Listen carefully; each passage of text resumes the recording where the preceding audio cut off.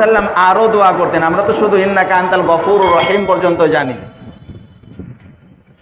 আল্লাহ নবী সাল্লাল্লাহু আলাইহি সাল্লাম শেষ বৈঠকে সালাম ফেরানোর পূর্বে আরো দোয়া করতেন, আল্লাহুম্মা ইন্নী, আমার সাথে সাথে পড়েন, আল্লাহুম্মা ইন্নী আউযু বিকা মিন আযাবিল কবর। হে আল্লাহ, আমি তোমার কাছে কবরের আযাব থেকে পানাহ চাচ্ছি, আশ্রয় চাচ্ছি। কবরের আযাব আল্লাহ পাক রব্বুল আলামিন যদি বাঁচিয়ে রাখেন, যদি তৌফিক দান করেন, কবরের আযাব, জাহান্নামের আযাব ইত্যাদি বিষয়ে বিস্তারিত আলোচনা করব। তবে আমরা কিঞ্চিত পরিমাণ হলেও জানি যে কবরের কত ভয়াবহতা, কবরের কত শাস্তি, কবরের আযাব কত বড় কঠিন।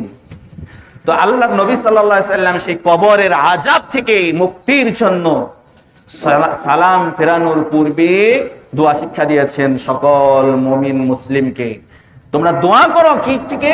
কবরের আযাব থেকে মুক্তির জন্য। আল্লাহুম্মা ইন্নী আউযু বিকা মিন আযাবিল কবর ওয়া আউযু বিকা মিন আযাবি জাহান্নাম।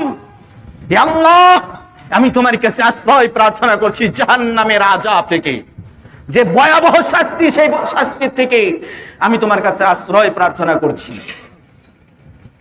ওয়া আউযু বিকা মিন ফিতনাতিল মাসীহিদ দাজ্জাল।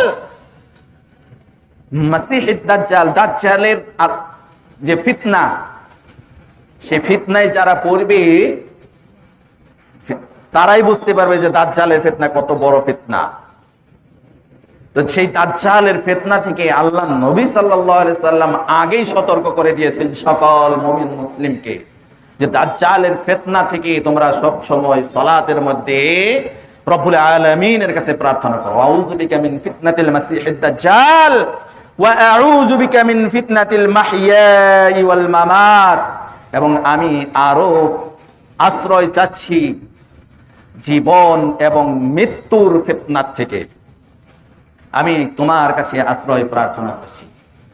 তো এইভাবে আল্লাহ নবী সাল্লাল্লাহু আলাইহি ওয়াসাল্লাম মানুষকে সালাতের মধ্যে সালাম ফিরানোর পূর্বে এভাবে দোয়া শিক্ষা দিয়েছেন।